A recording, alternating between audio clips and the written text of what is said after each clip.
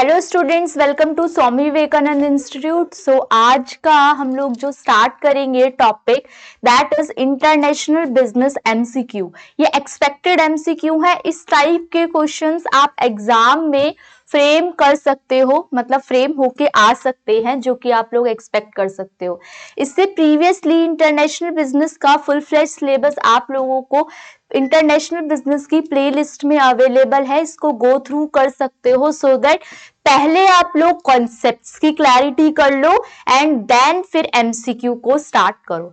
अच्छा, अब ये क्या प्रोसीजर रहने वाला है, जैसे हम लोगों ने प्रीवियसली बहुत सारे एमसीक्यू डिस्कस किए हैं, तो वही पैटर्न रहेगा। फर्स्टली मैं क्वेश्चन को रीड करूंगी, आप लोगों को 30 to 45 सेकेंड्स का टाइम दूंगी, आप लोग इसका सॉल्यूशन, इसका आंसर शेयर करेंगे and then I will be explaining you कि किस तरीके से इसका एग्जाम में आप आंसर को फ्रेम करेंगे। ओके, तो स्टार्ट करते हैं आज की class. Number 1 question is bilateral arrangements. अच्छा, बायलैटरल क्या होता है? यूनिलैटरल अरेंजमेंट या यूनिलैटरल एग्रीमेंट का मतलब क्या होता है? जब वन साइडेड एग्रीमेंट होता है। बायलैटरल का क्या मतलब होगा? जब टू साइडेड एग्रीमेंट या टू साइडेड अरेंजमेंट होंगे। तो यहाँ पे बायलैटरल जो अरेंजमेंट है, instituted to restrain the rapid growth of export of specific manufactured goods are called।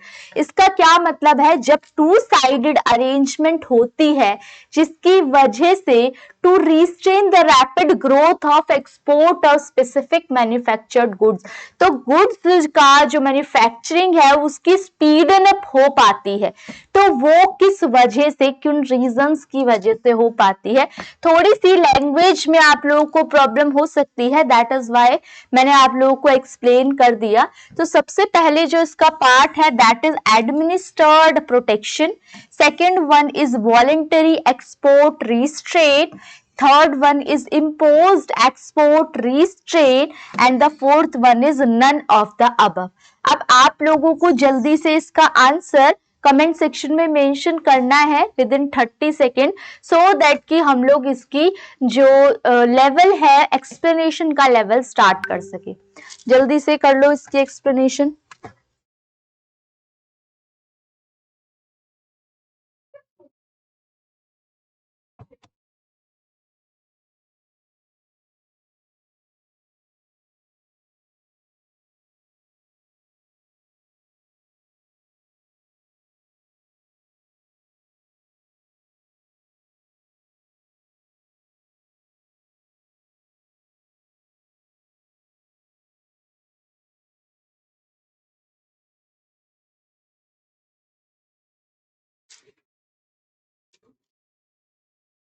ठीक है, तो आप लोगों का आंसर आ गया है फाइनली। तो बी ऑप्शन जो है that is the correct one, voluntary export restrain.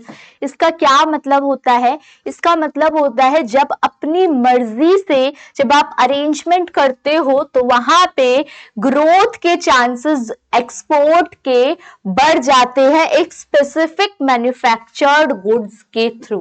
ठीक है, अब यहाँ पे इम्पोज्ड एक्सपोर्ट रिस्ट्रेन मतलब आप डाल रहे हो, किसी के ऊपर इम्पोज कर रहे हो, और एडमिनिस्टर्ड प्रोटेक्शन, ये दोनों एलिमिनेट हो जाएंगे। और नन ऑफ द अबव, तो जब तीनों में से कोई भी नहीं होता तब सेलेक्ट करते हैं नन ऑफ द अबव। अच्छा चलो, अब मेरा क्वेश्चन है आप लोगों से, what is the full form of try? इसकी फुल फॉर्म बताओ। तो इसकी फुल फॉर्म काफी बच्चों को पता होगी, और जिसको नहीं पता वो अपनी नोटबुक में मेंशन कर लो। That is telecom regulatory authority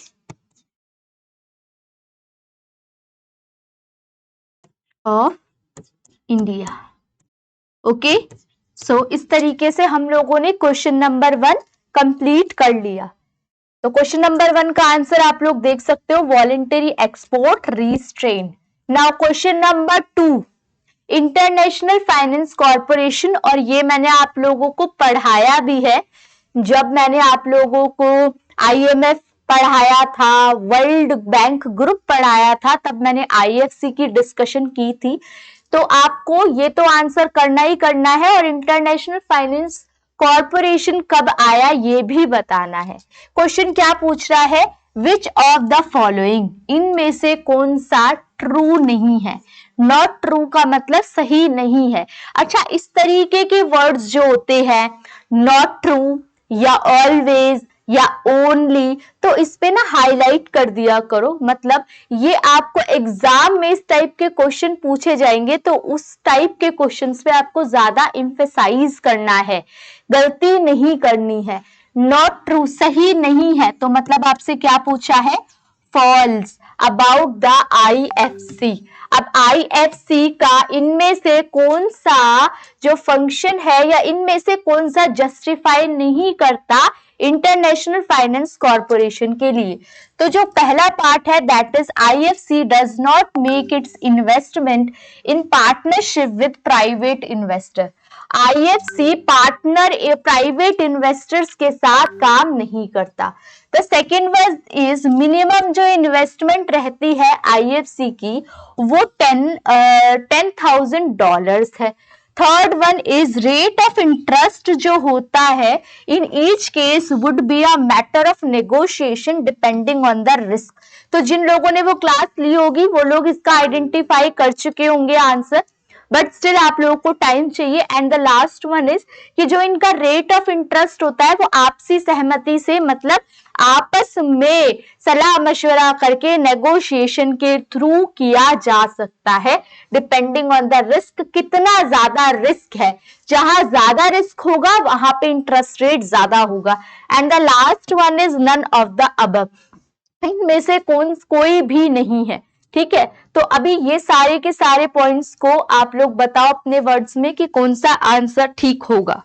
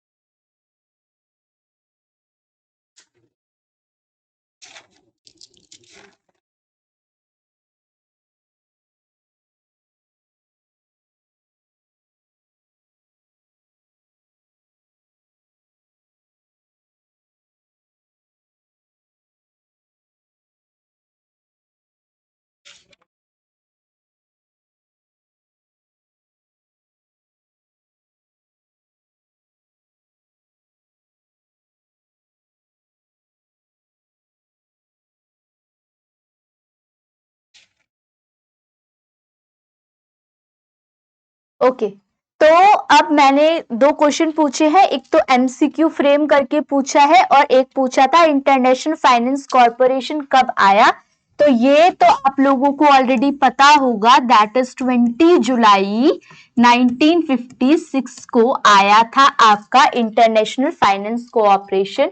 और इनमें से कौन सा पॉइंट नहीं है, तो ये प्राइवेट इन्वेस्टर्स में डील नहीं करता। इंटरनेशनल फाइनेंस कोऑपरेशन आपका प्राइवेट इन्वेस्टर्स में डील नहीं करता। और कौन डील करता है, इनमें से ऑप्शन है, आपको कमेंट सेक्शन में मेंशन करना है। IFC तो हटा ही दिया मैंने। सेकंड वन इज मीगा, कब आया था मीगा, 1988। ICSID, fourth one is IMF और first one is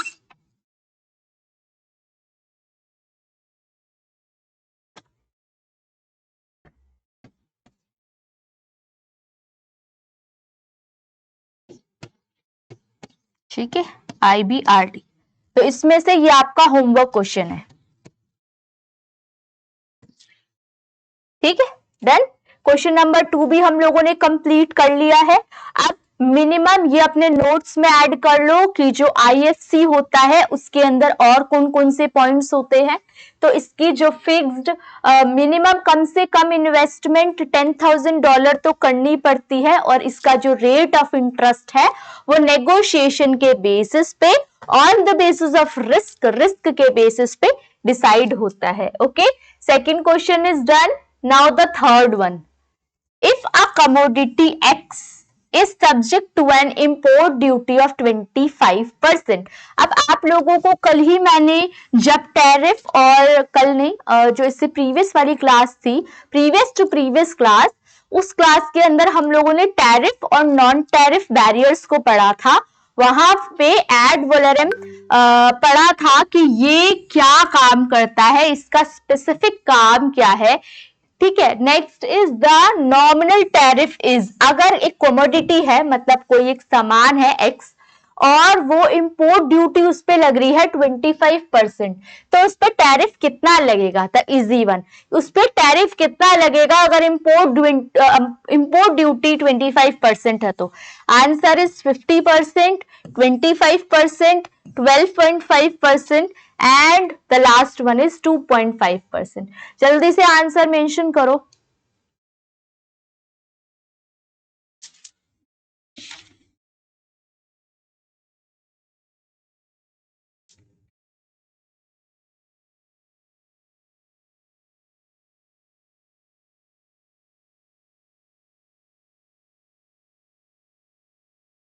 yes, the X is subject to an import duty, जितनी इंपोर्ट ड्यूटी होगी उतना ही उसका नॉर्मल या नॉमिनल टैरिफ रहेगा। 25% अगर इंपोर्ट ड्यूटी एड वैलोरम है तो भाई यही तो टैरिफ कहलाता है ना? तो इसी वजह से यही नॉमिनल टैरिफ होगा। ओके, तो अब मेरा क्वेश्चन है आप लोगों से, आईएमएफ कब आया था?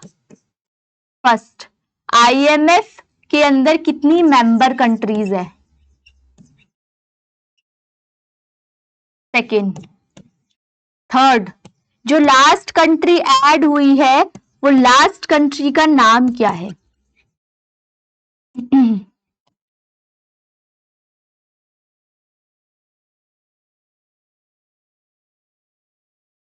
तो आईएमएफ कब आया है?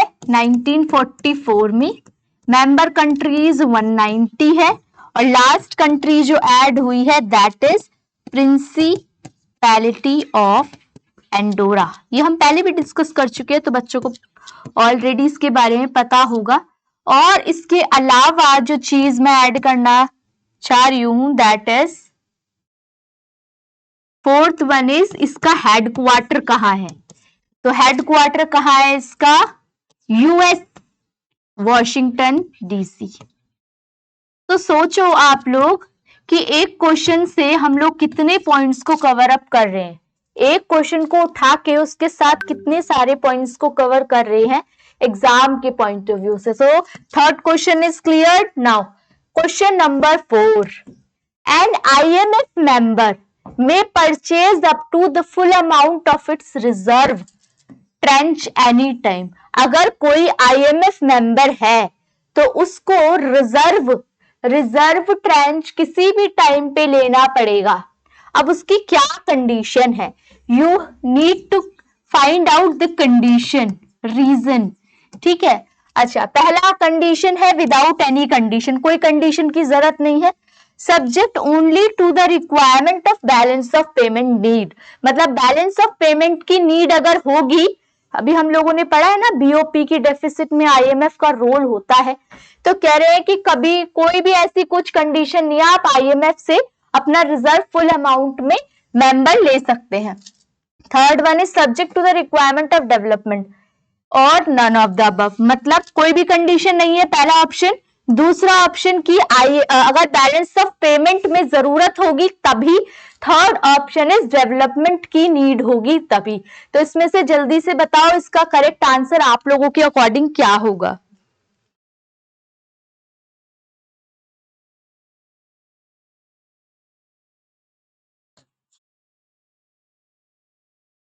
यस, हिंट मिल चुकी थी आप लोगों को, balance of payment deficit.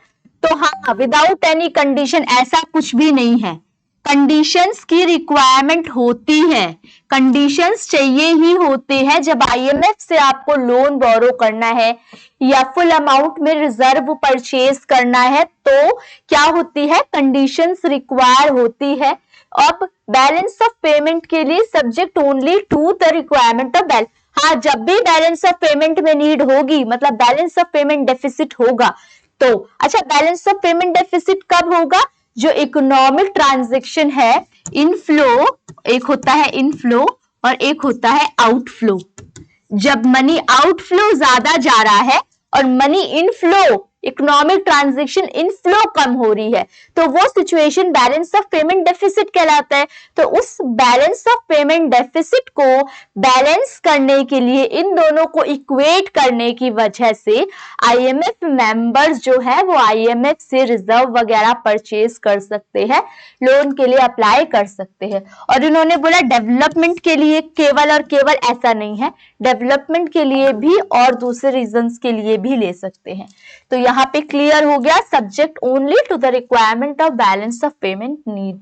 Now question number 5, which of the following are included in the permanent facility for specific purpose of IMF? IMF का एक और क्वेश्चन, तो आप सोच सकते हो IMF कितना इंपॉर्टेंट है आप लोगों के लिए, कि इनमें से कौन सा है which of the following are included in the permanent facility, कौन सी परमानेंट फैसिलिटी है, कौन सा परमानेंट फंक्शन है आईएमएफ के लिए, स्पेसिफिक पर्पस के लिए आईएमएफ का कौन सा परमानेंट पर्पस के लिए करा जा सकता है allowed facility? Compensatory and contingency financing facility, कभी कोई आपदा आ गई या कभी कोई ऐसी अनसर्टेनिटी वाली सिचुएशन हो गई तब कर सकते हो, या the buffer stock financing facility.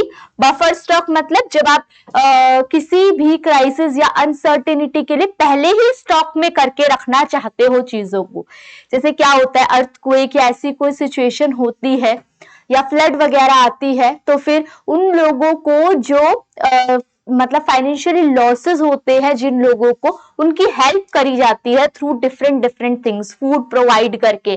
तो कह रहे हैं बफर स्टॉक मेंटेन करेंगे ऐसे। द एक्सटेंडेड फैसिलिटी मतलब जो फैसिलिटी बढ़ गई है, या all of the above. IMF कौन सी परमानेंट फैसिलिटी इंक्लूड करता है?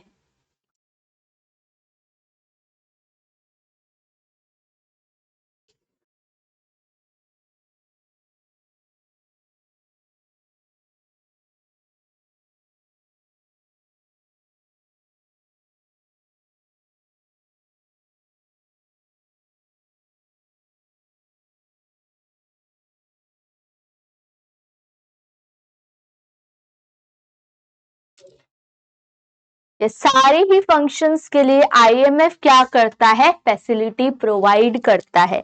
कोई कंटिजेंसी वाली सिचुएशन हो तब भी, बफर स्टॉक वगैरह मेंटेन करना हो तब भी, और एक्सटेंडेड कोई फैसिलिटी को बढ़ाना है तब भी। तो all of the above is the correct answer for this question. Now question number 6, ये तो आप लोग एकदम 1 मिनट में आंसर कर लोगे, इसके लिए ज्यादा टाइम भी नहीं दिया जाएगा।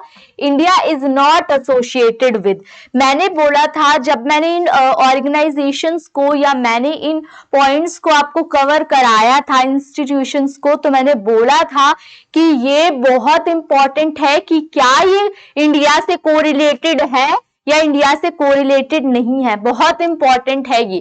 ठीक है, कोई भी इंस्टीट्यूशन को स्टडी करोगे, कब आया, कितने मेंबर कंट्रीज हैं, लास्ट कौन ज्वाइन हुआ, क्या उसका फंक्शन है, और क्या इंडिया इससे रिलेटेड है या नहीं, ये सब कुछ इंपॉर्टेंट है।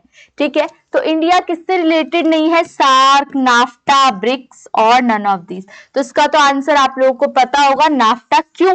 क्योंकि नाफ्टा को अब यूएमसीए के नाम से जाना जाता है, और यूएमसीए क्या है? United state, Mexico and Canada. ठीक है, यूएनसीए के नाम से इसको जाना जाता है।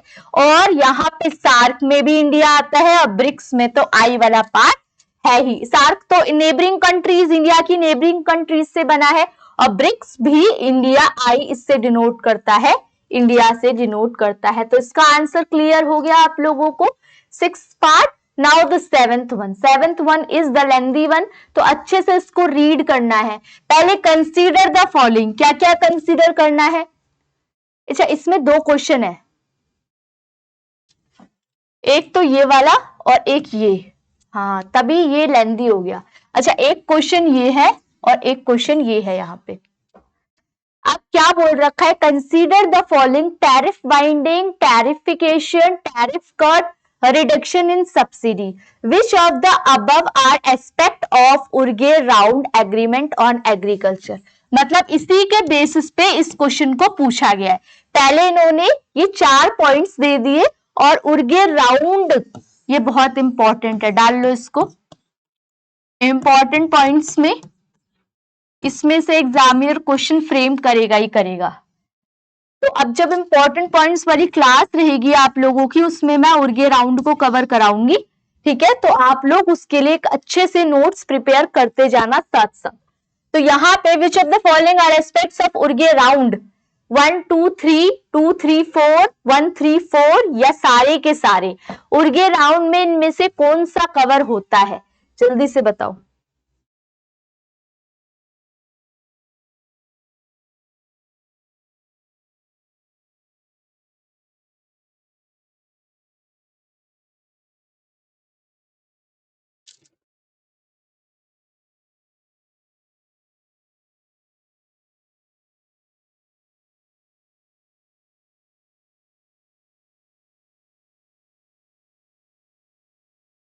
ओके तो इसमें सारे के सारे इंपॉर्टेंट टॉपिक्स हैं, जैसे कि tariff binding, tariffication, tariff cut और रिडक्शन इन सब्सिडी। क्या आप ये समझ पा रहे हो कि ये सारे के सारे टैरिफ से रिलेटेड है, ठीक है। और उर्गे राउंड में हम लोगों ने गैट्स की बात करी थी, तो यहाँ पे ये इंपॉर्टेंट हो जाता है सारे के सारे पॉइंट्स। तो 1 2 3 and 4 all of the above is the correct answer for this question. Okay,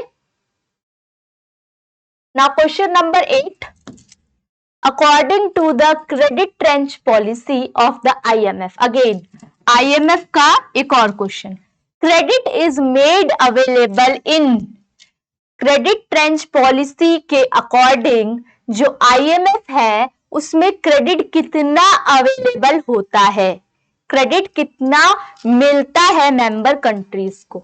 अच्छा, 5 ट्रेंचेस ईच इक्विवेलेंट टू 20%, मतलब 5 ट्रेंचेस होते हैं, 20 20 20 20 ऐसे करते करते 5 ट्रेंचेस होंगे तो 100% हो गया। फिर इन्होंने बोला है 4 ट्रेंचेस, 4 सेक्टर होंगे, हर एक सेक्टर 25 का होगा तब भी हमारे 100% बन जाएंगे। 10 ट्रेंचेस होंगे जिसमें हर एक 10%, ऐसे ही 10% करते करते 10 स्लॉट बना दो 100%, एंड 4 ट्रेंचेस जिसके अंदर हर एक पार्ट 25% है। अच्छा, यहां पे ध्यान देना कि ये कोटा है, ये जो वर्ड है दैट इज कोटा, और ये जो वर्ड है ये है स्पेशल ड्राइंग राइट, SDR है, ठीक है। तो यहाँ पे अब आप बताओगे ये सारे के सारे पॉइंट्स कि इसमें से आप लोगों के अकॉर्डिंग क्या आंसर होना चाहिए।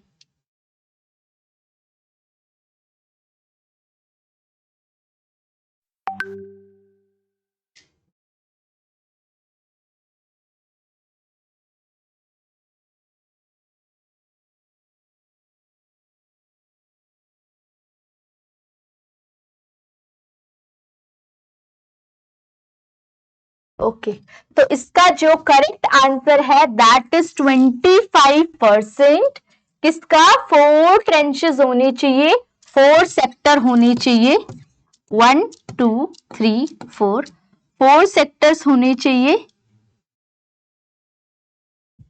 और हर एक सेक्टर 25% कंसिस्ट करना चाहिए। और वो 25% किसका, मेंबर कंट्री को, जितना कोटा मिल रखा है उतना, मेंबर कंट्रीज के कोटे के अकॉर्डिंग, जो कोटा उनको जो एक मेंबरशिप मिल रखी है वोटिंग राइट्स के अकॉर्डिंग, उसके हिसाब से। Okay, 8th one done, now the 9th one, the license necessary to obtain foreign exchange to pay for the import is called. ये तो आसान है, वो लाइसेंस का नाम बताना है जब मैं फॉरेन एक्सचेंज को पे करूंगी, क्योंकि इंपोर्ट करा है मैंने, सामान को खरीदा है बाहर से इंटरनेशनली, अब मुझे क्या करनी पड़ेगी, पेमेंट करनी पड़ेगी। तो जो पेमेंट मैं करूंगी, ठीक है, वो पेमेंट इज कॉल्ड उस पेमेंट को करने के लिए मुझे एक लाइसेंस की जरूरत पड़ेगी। वो कौन सा लाइसेंस होता है? फॉरेन एक्सचेंज लाइसेंस होता है, इंपोर्ट लाइसेंस होता है, कोटा लाइसेंस होता है, या नन ऑफ द अबव? इनमें से कोई भी नहीं होता।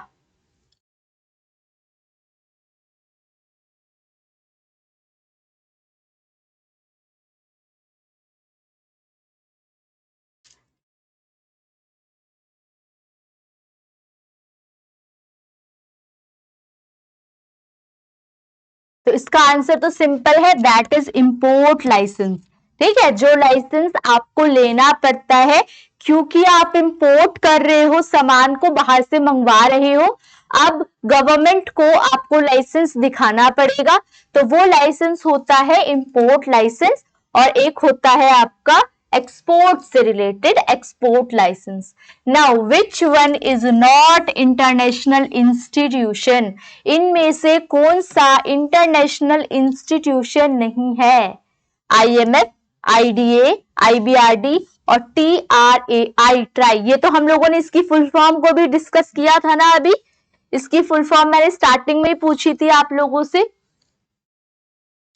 IMF international monetary fund, IDA international development association international, ये है IBRD, दैट इज 1944 में आया था।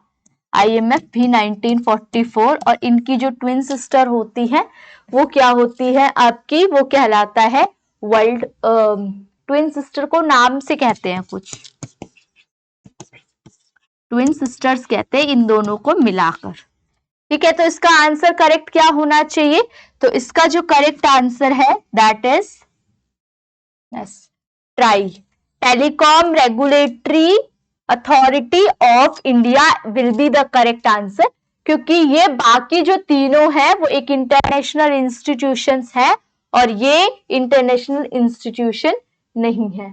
ओके, तो यहाँ पे हम लोगों ने 10 इंपॉर्टेंट टॉपिक्स बोल सकते हो आप लोगों को कवर किए, और IMF का करंट जो पार्ट अभी सिनेरियो में अपडेशन चल रहा है उनको भी डिस्कस किया। अब आप लोगों का काम है इनको, और जो होमवर्क वाला पार्ट है इसको और सर्च करो और नंबर ऑफ MCQ ट्राई करो, और अगर कोई डाउट होता है तो कमेंट सेक्शन में मेंशन करो, और डिफरेंट टाइप के अगर और लेक्चर्स की रिक्वायरमेंट है तो भी आप लोग कमेंट सेक्शन में बता सकते हो, उसका रिवर्ट आप लोगों को जल्दी मिल जाएगा। ओके, तो आप लोगों से अब नेक्स्ट लेक्चर वीडियो में मिलते हैं। Thank you for watching.